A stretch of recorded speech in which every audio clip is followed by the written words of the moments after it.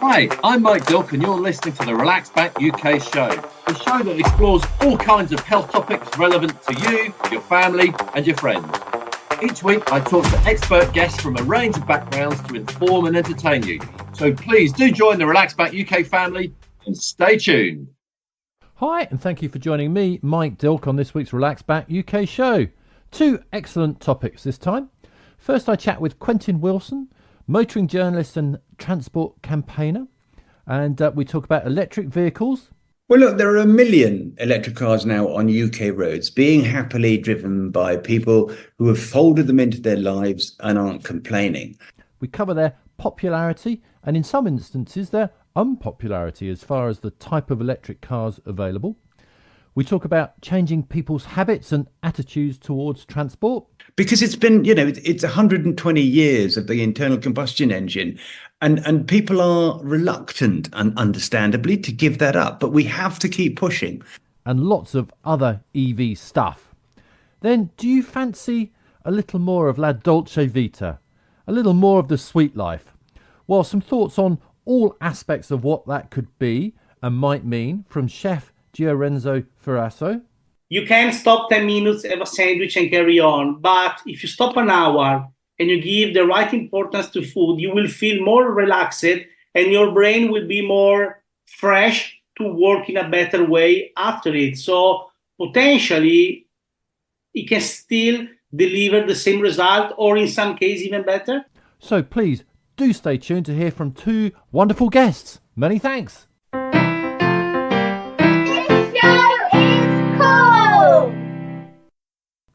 I kind of think of my first guest, Quentin Willson, as been a bit of a founder member of Top Gear. So I started off by asking if, is that right? Well, one of them, yeah. When did I appear?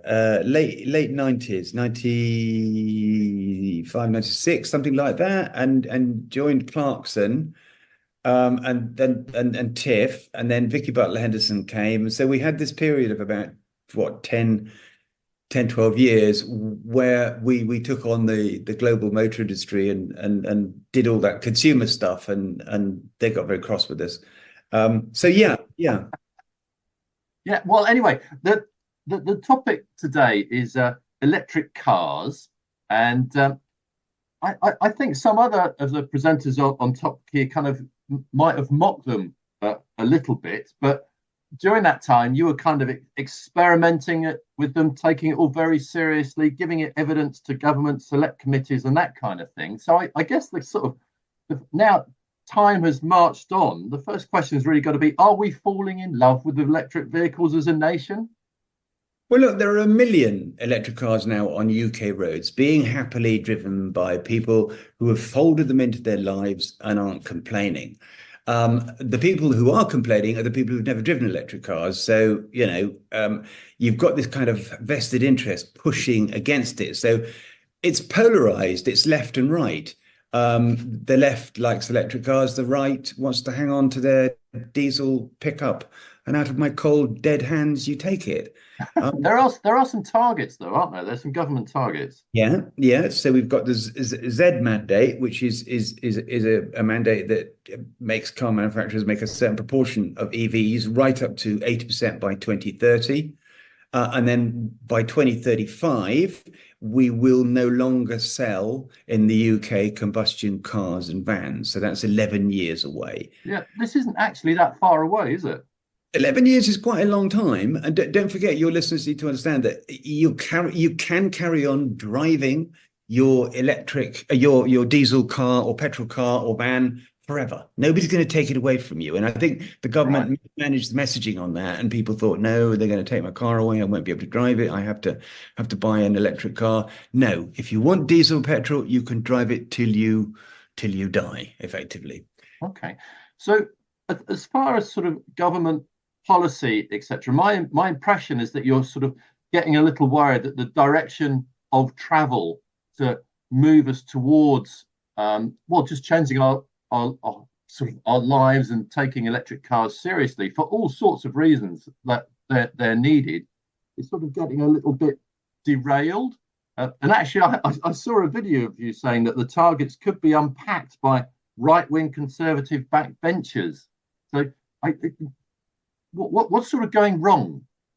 So look, we've had this geopolitical upset, haven't we? There's been a recession, quarter 4. We know that now.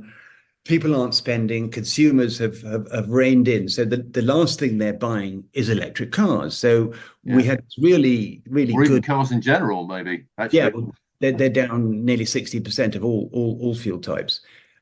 So the market's gone from 16% and quite a healthy exponential growth to about 40%, and it slowed. So what I'm saying and what Fiat are saying is to say, look, let's have that grant back. We used to have a grant where you could buy electric cars. Let's get the government in the March the 6th budget to reinstate that grant to stimulate demand. And we're not alone. I mean, the RAC said the same thing. The Society of Motor Manufacturers and Traders, Auto Trader, also say, look, we need some stimulation for private buyers who now have no support whatsoever from government to buy electric cars, which are more expensive than petrol and diesel ones. And you've got, of the 27 member states, 20 EU members still give subsidies. We don't. I mean, but you've got Cyprus giving 12,000 euros, Greece 8,000 euros to buyers of new electric cars. So why aren't we doing this? We need to have an electric car market in the UK. We need to stimulate demand. We need to have gigafactories to build the batteries. We need to compete with America and Europe and China. And the only way we're going to do this is to keep pushing this seismic shift in the way we power and fuel our cars. Because it's been, it's 120 years of the internal combustion engine. And people are reluctant, and understandably, to give that up. But we have to keep pushing because the rest of the world has decided to go. Well, getting people to change habits in anything, actually, is a big deal, isn't it? Yeah, completely. And to think this is all going to happen naturally by a process of osmosis is nuts, really. So that's why you hear and see me scrapping with backbench Conservative MPs and Jacob Rees-Mogg and Farage and everything, because I believe it's really important for the UK, for air quality, for public health, for breaking that connection with all the monopolistic fuel regimes in foreign countries. So we've got grants that would definitely help. I mean, that would make me think about buying an electric car. For sure. There must be some other sort of policy type things like VAT on charging, because there's a massive difference in cost of charging if you're lucky enough to have a drive, if your house is big enough so you can plug it into your home electricity supply, as opposed to if you've got to charge it elsewhere. So do you think anything might change about that? Well, I will be taking a letter to the Treasury quite soon that's signed by loads of really, really important PLCs, including E.ON and Jaguar Land Rover and Stellantis, to get the government to reduce the VAT on public charging from 20% to 5% in line with domestic charging. So that's really important as well. And that's an easy lever to pull. And it would only cost around 40 million compared to, are you sitting down, the 120 billion that's been spent supporting fuel duty. So, these are levers that government can pull.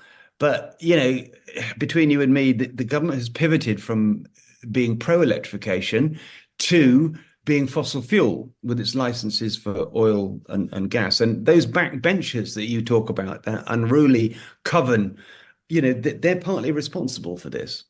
So what I don't understand at all, maybe, is what can possibly be the objective of hanging on to fossil fuels? I mean, there must be a reason for it. I don't get it at all. But what are they up to? Or, that sounds bad. They're not. These people will have a reason. Follow the money, mate. Is it as simple as that? You are talking about displacing trillions upon trillions of economic activity all over the world. The oil and gas industry is just massive. And already we've heard from OPEC that, the rise of the electric car is threatening sales of oil. They know it, they can see it. And that's why it's hard for them to hike the price up. It's only because the Americans have now started to control shale gas more completely and shale oil that we can see prices will start to go up. But the fact that there are, probably 30 million electric cars in the world now, not having fuel put into them, has changed OPEC's kind of financial model. So of course they're worried. They're really, really worried that this is going to displace them. And you can see Saudi Arabia doing more stuff towards, tourism and less on oil. But as far as UK PLC, we could, if say this battery factory that never quite made it, we could get our own energy thing going. It seems like a real opportunity that was missed, because British Volt is dead now, isn't it? Pretty much, or is it? I've lost track. It's still the greatest site for a battery factory in the UK because it's got that interconnect from Norway. It's got the national grid close by with all their power supplies. It's got a railhead. It's got a deep water port. So a great place to build a battery factory. But we stumbled on that one, and in terms of industrial policy, that was a serious mistake. MPs saying to me, well, this isn't going to make a profit for a long time. Battery factories don't make a profit for a long time. That's the whole point. So we need to have that supply system. Those batteries, they need to be here. They need not to be bought from other countries. And we can build all these new factories, all this new industry, all this new economic activity, and give people highly paid, highly trained, highly kind of expert technical jobs with this. And it's what we should be doing to guarantee the future of our kids and clear air and cheap energy for all. That's what electric cars are all about, Chris. It's about batteries. It's about renewable energy coming into the UK. It's about stopping relying on expensive fossil fuels. It's important. I mean, kind of, I'm sold on the idea for sure, no question. What about some questions that sort of Joe Public, people like me have, if they're thinking, I don't have an electric car, but I'm thinking my next car probably should be electric. But the sort of questions that I would ask, as I'm not particularly into cars at all, but things like, if I was to buy a second-hand car, because I've never bought a new car, it's just, first of all, I haven't got enough money. Yeah. But if I wanted to buy a second-hand electric car, things that people talk about, how can I know that the battery hasn't sort of degraded and hasn't been abused and will just last properly? Because that seems to me quite an issue. Yeah. Okay. So look, the data we've got that shows that a lot of these electric car batteries are lasting way, way, way beyond what even the manufacturers predicted. So, we're seeing them with 300,000 miles taxes on the original battery pack and original motors. You can check the SOH, which is state of health of your battery, in your car, but you can also take it to places who will be able to tell you if there's been any degradation. If, say, on a Tesla, you do a couple of 100,000 miles, your battery degradation is about sort of 4 to 5%.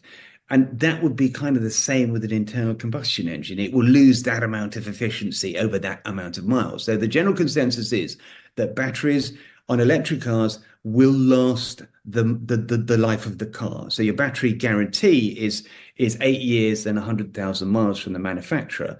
And all the data we've seen over the billions of miles that have been traveled in electric cars is that the batteries are reliable and are not failing. So you need to look at that. You need to understand that, look, the electric cars don't catch fire. You're 20 times more likely to catch fire in a combustion car than an electric car. The batteries will be recycled. At the end of life, when that comes at 400,000 miles, 95% of that battery can be recycled to make more electric car batteries. They cost much, much less to service because there's so many less moving parts. Yeah. They depreciate, yes, quite heavily. But at the moment, we're looking at a market where lots of cars are depreciating. But we're going to get to a stage, I think, quite soon, where they start to level off. And already electric cars, second-hand electric cars, are the fastest selling fuel type on Auto Trader, the buying and selling magazine. They're outselling petrol and diesel in terms of value. Another thing that I've noticed is that a lot of electric cars are really expensive, top of the range, very powerful. And, I don't want a car like that, actually. This is a big mistake. It's such a profound question, Chris, because a lot of the German manufacturers said, okay, we're going to make electric cars in the form of big SUVs that cost $100,000, and this is what the public want. They don't. And even Tesla with their Cybertruck now are looking like they're out of place with the general kind of market. People want small, nippy, zippy electric cars, and this is why I just want to take my kids to school. Yeah, the Fiat 600 and 500e. This is, I think, one of the best electric cars you can buy, small electric cars, and that's really what we want. And Tesla, for instance, have really missed the boat with not producing that $25,000 or $20,000 small electric car. And this is, again, we go back to the Chinese have already built these, and they will come and they will sell them here in the UK. So we need to build this industry, and we need to do it fast. And the way we do that is to support it with grants, and that's why Fiat's call for this grant is so important. Right, okay. Let me ask another slightly off the wall question. I looked at this Everything Electric show in London, and something that I really liked, and I've looked at this before. There are loads of other modes of transport that electric that aren't cars: scooters, bikes, skateboards, roller skates, segways, all those things, and I find them absolutely wonderful. Great fun. Should they be taken seriously along with cars, you think? Yeah, look, as an urban zero emission form of mobility in towns, the electric scooter and the electric bike are really important. Even the electric skateboard. If it gets people out of cars, then that has to be a good thing for everybody. We need to be really, really careful, because we've seen quite a lot of fires from cheap imported electric scooters and bikes with incompatible chargers and stuff like that. So people need to be really, really careful about how they charge these electric scooters. Actually, they don't allow them on trains, which is because they're all part of the way to commute. And if you can't take them on a train, it doesn't really help, does it? Yeah, but what we need is a standardization. Like in some states in America, you cannot buy or sell or own a non-approved electric scooter or bike. So that Right. really does need to be done, because people have died from these house fires because electric scooters have been charging with the wrong equipment. Oh, good. All right. So, final question: if people are interested in changing the way they get about, looking at an electric car, where can they go for some good, sensible information on how to go about doing it? Okay, so if you want to hear about Fiat and their £3,000 grant on the 500 and 600, go to fiat.co.uk. If you want general information on electric cars, go to electrifying.com, go to faircharge.com, go to Whatcar, go to Auto Trader. There are loads and loads of sites out there that tell you the unvarnished truth. And I always say to people, Chris, if you want information about electric car, talk to someone who's owned one. Don't talk to someone who hates them on a cellular ideological level that so many people do. Talk to someone who's been driving one for a couple of years, and then you'll get the real truth about range and about how nice they are, etc., etc., etc. That sounds like excellent advice. So we'll finish with that. Thank you very much indeed for chatting, Quentin. Pleasure, Chris. Love chatting to Quentin there, even though he thought my name was Chris a couple of times. Anyway, not to worry, he's a busy guy. On the same sort of EV type topic, I plan to go to the Everything Electric show in London at the end of March, and also have as a guest soon the CEO of that show, Dan Caesar. And even better, there'll be a chance to win some tickets to go to the Everything Electric show. So do keep listening. I'm not exactly sure what week that will be, but it'll be coming up soon. So please do keep listening so you don't miss that. And carry on listening to today's show. Thank you. Before talking to my next guest, who is Chef Renzo Fioraso, about La Dolce Vita, the sweet life, I kind of wanted to be a bit nosy and ask him about his business as a private chef and what that entails, and some of the people that he may have chefed for. That's right. Obviously, you're from Italy. You're cordon bleu trained. You live and work in the UK, and you're a member of the Slow Food Organization. So there's kind of loads and loads of influences in the food that you make and prepare. So what do your private dining customers get with all those different influences, or is it up to them? There is even, well, most of the time I try to make it up to them because I want them to be able to enjoy as much as possible. But there is a mix. I'm Italian, so let's say I'll do 60-70% of what I do is Italian, but I'm also trained in French cuisine and also in Spanish cuisine. So I try to mix all of them together to create something unique and different. And with the same way we are trying to do with La Dolce Vita Guide by Fiat, we are trying to recreate some ideas, some tips to make the people in UK being able to enjoy more life in a more simple and, let's say, more in a simple and Italian way. Okay. Yeah, we're going to come on to that. First of all, I just want just a little bit of gossip, all right? If you're allowed to tell me, who's your most famous private dining customer? So the most one, I won't be able to tell you because I signed a non-disclosure agreement. I can tell you he's a member of the royal family. Oh my goodness, how exciting! All right, are you allowed to say what you cooked for them? I can tell you one of the dish which was the favorite on the menu, and it was a quail. Oh wow! Okay, fantastic. All right, let's move on. I'm sure we could have a whole series on some of the interesting people you've cooked for, etc. But that's not the point of today. The point of today is to talk about kind of quite often when Brits go on holiday to Italy, and actually I went a couple of years ago, we're quite often impressed by some of the things that we see, and we want to emulate some of the things of the Italian way. So yeah, what kind of things the kind of Brits tend to like and then want to emulate and maybe copy when they come home?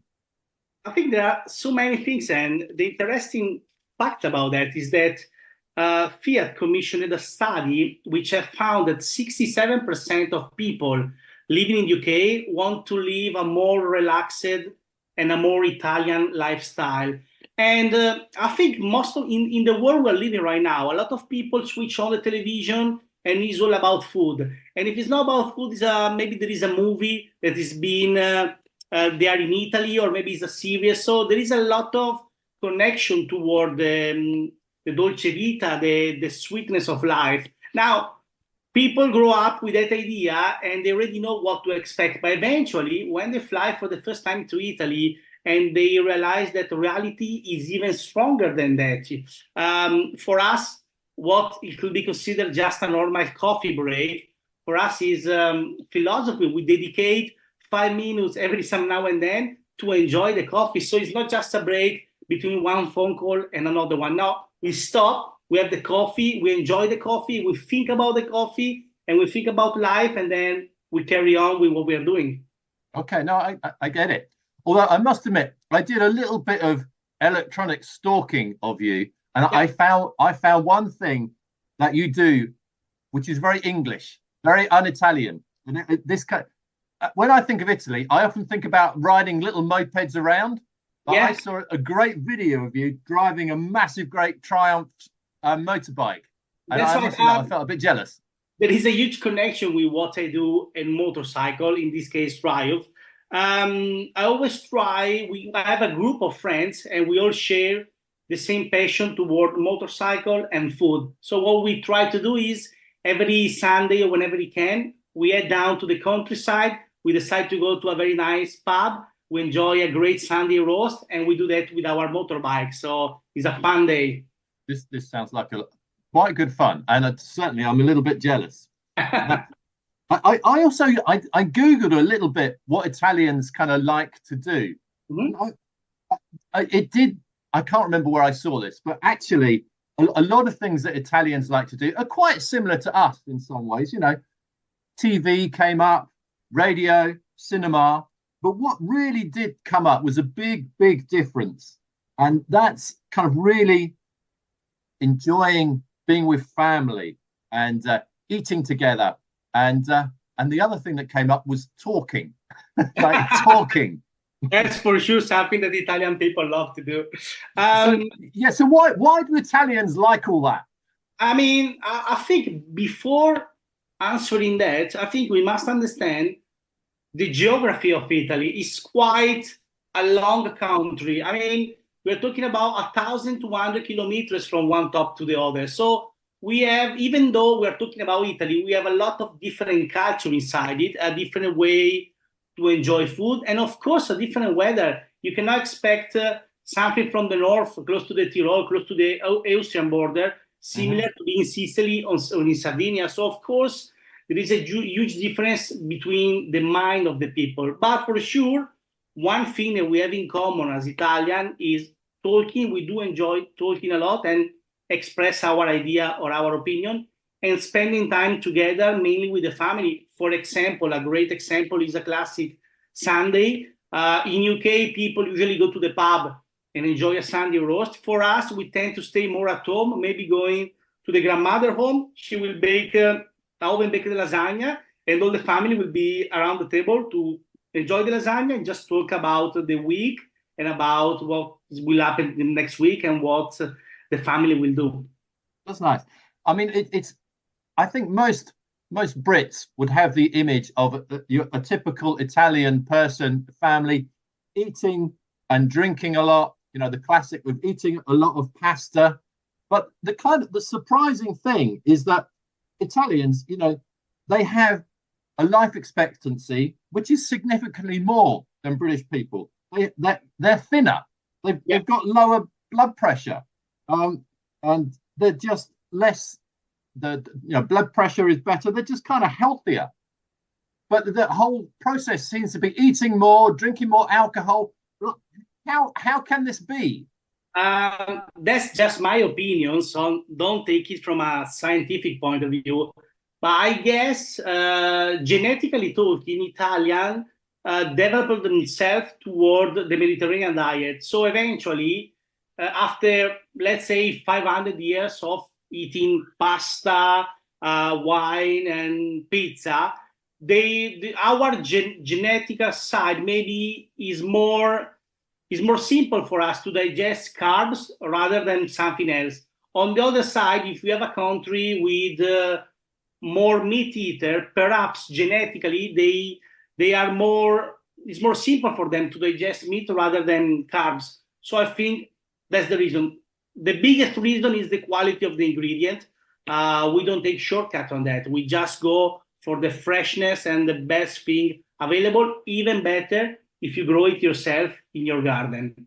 Okay, so this idea of really making fresh food and the whole Mediterranean diet, you think is kind of at the complete forefront of this?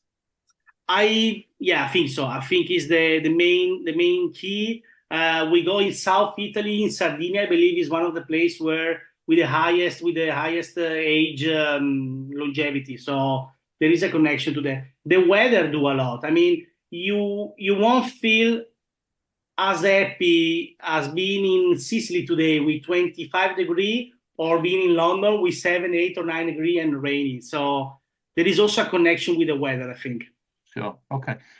Do you think there's anything to do with not just the diet and the genes, as you say, but kind of the way Italians eat? You mentioned it a little bit earlier, talking about going for a coffee. You know, you don't just go for a quick coffee. It's an event. Yeah. Like, so everything to do with food in Italy is kind of an event.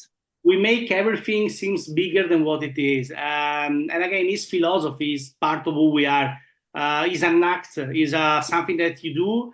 And we give a lot of importance to small details. For example, in the guide that we made with Fiat, the Dolce Vita guide, we talk about food, we talk about coffee, we talk about design, we talk about pizza, we talk about style in general, and also mixology. So even a normal Negroni, even a Spritz, we give the right importance to that. And if we can have 10 minutes at a bar having a Spritz, then we will take them, we will enjoy, and we will make, even if it's an hour, we give a lot of importance to that, and sometimes more than what it is. And what about the kind of the working day? So here, well, as you'll know, for sure, you live here. Maybe you've got into some of these bad habits as well. It's not uncommon for someone at work to eat a quick sandwich at their computer. Now, I work from home. I work for myself. I really don't do that, but millions of people do. I bet not many people do that in Italy.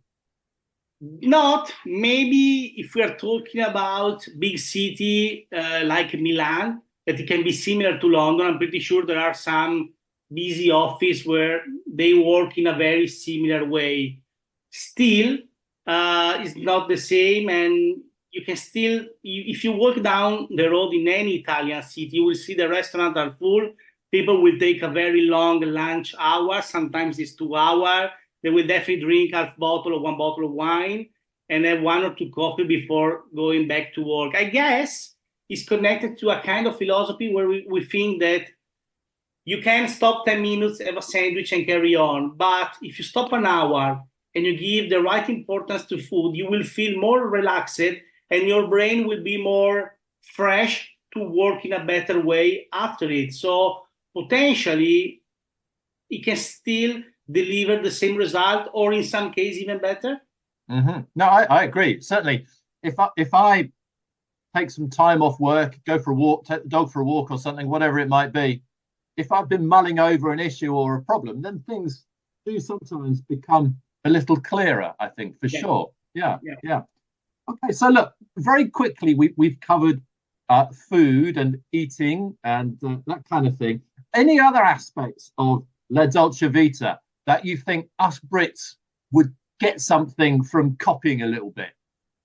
I mean, mainly the main one, I guess, it will be slow down and try to take everything we have and enjoy the moment. Now, a lot of Brits travel to Italy as a first destination, so they are able to see that with their own eyes, and perhaps once they are back, try to copy some small daily details. For example, normal lunch, you're doing a pasta, maybe a spaghetti with tomato. Just try to do the right recipe. If it's 10 minutes, cook them for 9-8 minutes until it's al dente. Don't overcook it. So maybe after few trips to Italy and after understanding and seeing this lifestyle and the quality that it can give you back, even from a mental point of view, there are so many ways that we talk in our guide, that small tips, but can really help to make a better life, a more simple one, and definitely a more Italian one. Okay.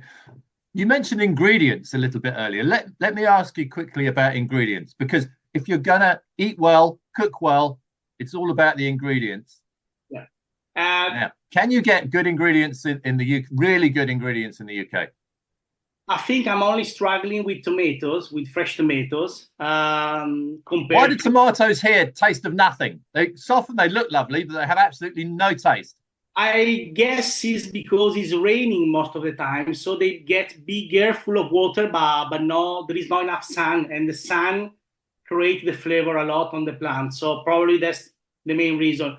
A lot of companies import tomatoes, so you can find tomato from a lot of different countries in Europe, and they are nice. But apart of that, I guess nowadays anything else you can find, and with a very good quality. There is a lot of mozzarella, burrata from Italy, but there are also companies here in UK that are producing mozzarella and burrata with British milk. So they are local and very good. The same goes with flour and for making bread or pasta or pizza. And I guess you can find anything you need. Now, most of the time we overthink about stuff. So finding the best ingredient also mean keep it simple, extremely simple. Don't overthinking, don't overcooking, don't put too many ingredients in one dish. Just 1, 2, 3 ingredients per dish and job done. The flavor of the ingredient will give everything away himself. You don't need to cover it or exaggerate with spices and other stuff. So the freshness, but the simplicity is also the main factor, I think. Okay, that sounds like great advice. Now, if people are listening to this and thinking, yeah, maybe I'm going to try a little bit of La Dolce Vita for myself, is there a source people can go to for some ideas? I don't know, cooking tips, general thoughts. Tell me what that could be. We created the guide have around 30 tips, and they can find them on fiat.co.uk/Dolce Vita guide. And they can find it there, and there are all the details to live our life in a more Italian way. Okay, Gio, that's the perfect place to finish. So many thanks for taking a few minutes to chat. Thank you very much. Have a beautiful day. Thank you very much to my guests on this week's show, and they were Quentin Willson talking about electric vehicles, and Renzo Fioraso talking about La Dolce Vita. And of course, a big thank you to you for listening, and have a healthy week. Until next week. Thanks for listening to the Relax Back UK show. Join me, Mike Dilk, again next week for more fascinating interviews and chat. If you're listening to the podcast version, please subscribe, like, and share it with your family and friends. And have a healthy week. Until next week.